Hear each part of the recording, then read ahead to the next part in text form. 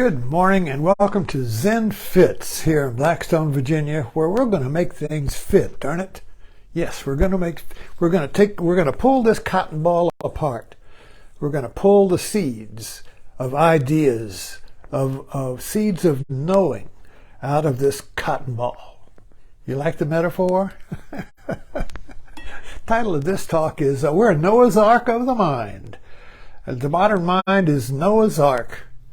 I love that. I love Noah's Ark because it's a for me. It's a metaphor that just keeps on giving. So let's dig into this. What do I mean by we're Noah's Ark of the mind?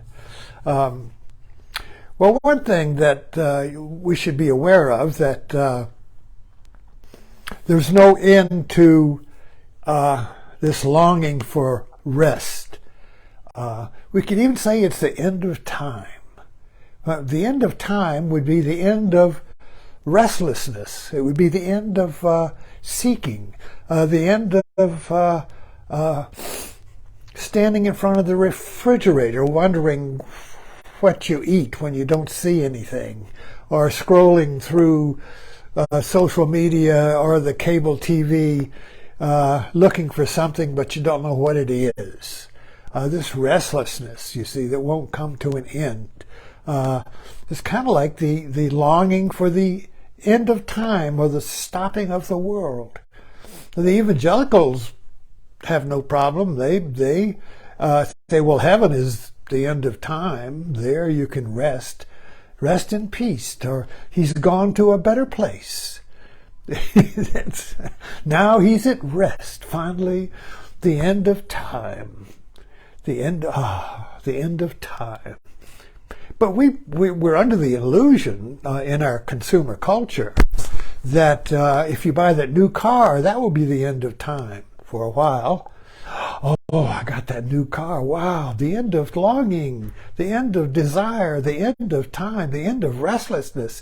And for a moment, in the glow of the new smell of the car, but then pretty soon, the glow wears off and we're on the road again. We're on the road again to the end of time, to the end of the rainbow, to rest.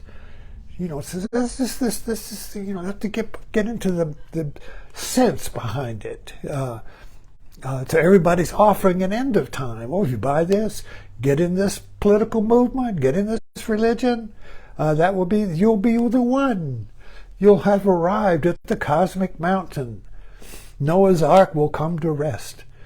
So one thing that really interests me about Noah's Ark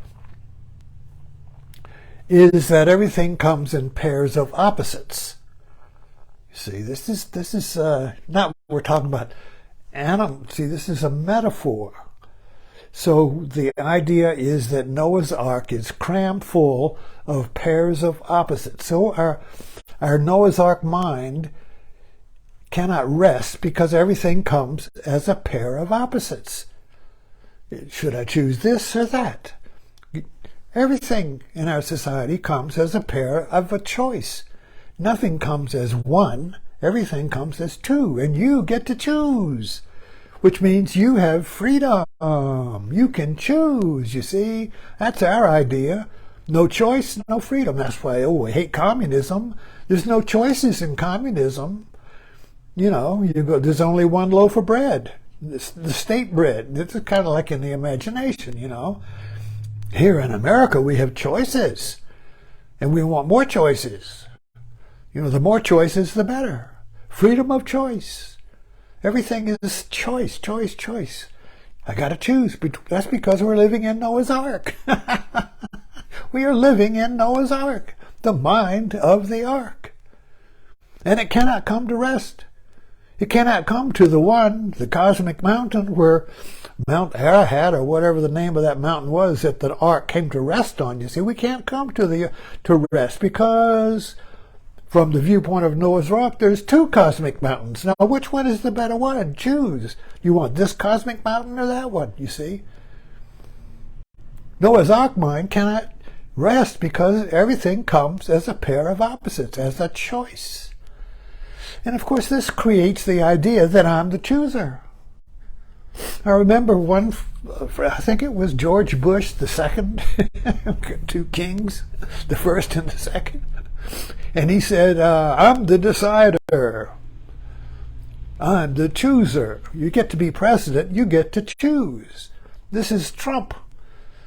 Trump is the chooser. You get to be president, you get to choose. Nixon, you get to be president, you choose what's legal. You see? That's the idea. The end of Noah's Ark is to be president, because then whatever you choose is legal. There's no guilt or any. The president just does it. This is this. So you see how this idea, like Nixon started it, or maybe he didn't start it, but he sure did embed it or create it. Was the mythical idea that the president is the because he can choose what's real, is beyond the choice. Whatever the president chooses is right. So there is no right or wrong, because whatever the president, the metaphorical president now, don't get into literalism and fundamentalism and say, oh, what's he talking about? Blah, blah, blah. The idea here is that the end of time is the end of choice. As long as I got a choice, I got to worry, this one or that one, what should I do? Well, what do you think? Does this dress look okay? What do you think I should do? We have, we get to wobble. Wow, I don't know. I got all these martini glasses, and somebody comes in that my uncle left me. I give them away. Somebody comes in, oh, you get to have one. Pick one. And they go, oh, and I can't. Oh. So many flavors. And they finally pick one. And women can pick faster than men. Sometimes they come in a couple. The man will stand there and his girlfriend or wife will see his dilemma and say, how about this one? Oh, that's good, thank you. The end of choice, the end of restlessness, the end of choosing is the end of time. See, so the sense of time is that there's a future that I can, if I choose this, there's a gap, see, between I know what to do and I should know what to do. I think I'll know what, I have to decide what to do. There's a gap there, and that's the restlessness of Noah's Ark, where everything comes in twos. So no matter what you do, there's always another two. There's always another choice. You see, we can't come to the end of choice. Now, so the idea of I'm just getting into this right now, so I don't even know where it's going to go. But the idea of the mythical president, the God-man, which is prevalent today on the right, the idea of the president as the one. If you are the one, then whatever you choose is the one. You see, there is no dilemma. This is what Hurt Locker was getting into. See that movie. But it was about the dilemma of choice. When our hero, who was deconstructing bombs in Iraq, he said when you're looking at a bomb and you've got all these choices of what wires to cut, he said there is no choice. You're either alive or dead.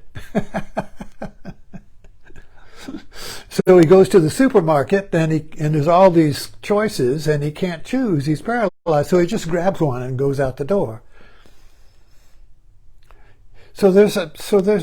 Anyway, the Noah's Ark of the mind cannot come to rest because even the cosmic mountain comes in twos. You see, this is kind of like a bipolarism. It's alternating current. It's up or down, this or that. What do you want? This or that. Choose. It starts from birth. We want to have a choice. You didn't give me a choice. So the choice is a sense of self, separate from the world, because you can't choose anything if you're not separate from the world. You have to be separate from the ice cream in Baskin-Robbins in order to choose which ice cream I like. So I have a preference. I have to have a preference, you see, in order to choose the ice creams that I like, you see. And we like that. It's fun. Ooh, look at all that, you see. So everything, so the cereals, you go get a cereal and there's 1,000 cereals. China, it's called 10,000 things. So we create our dilemma, we create our restless mind, our Noah's Ark mind, because we demand a choice. We have to choose, and by having to have to choose this or that, we create the chooser who is restless. So we create our restless mind by demanding that we have to have choices. But when it comes down to a tiger chasing you or a truck coming at you, there is no choice. You either move this way, you either choose or you're dead. This is why we like action movies, because the action movie, the hero is always in a situation where he's got no choice. He either has to act directly or he's dead, you see. There's no way, oh, should I do this way or that? If you go waver like that, you're dead.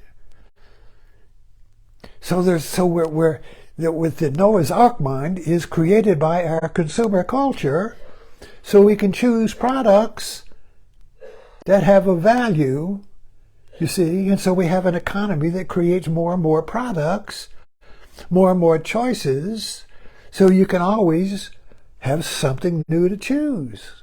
And your ark never comes to rest. You can never get to the cosmic mountain. You can never get to rest in the end of time. Time is created by choosing. Anyway, thanks for dropping in.